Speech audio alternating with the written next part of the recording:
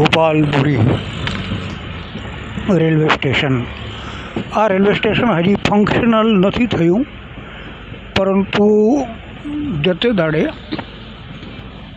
આ railway station ગાંધીધામનું સબ station બનશે.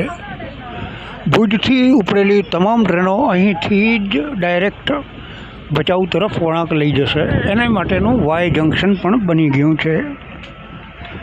એટલે આ રેલવે સ્ટેશન ફંક્શનલ થયા પછી ભુજથી ઉપડેલી ટ્રેનો ગાંધીધામ તરફ નહીં જાય.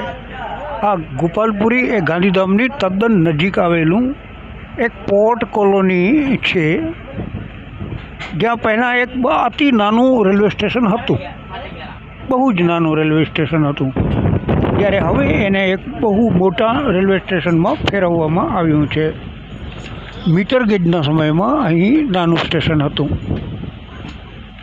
અને ગોપાલપુરી એ કંડલા પોર્ટની કોલોની છે, રહેણાંક કોલોની.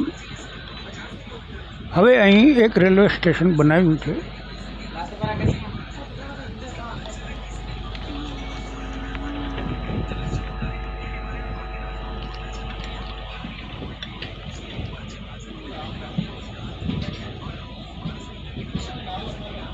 ગોપાલપુર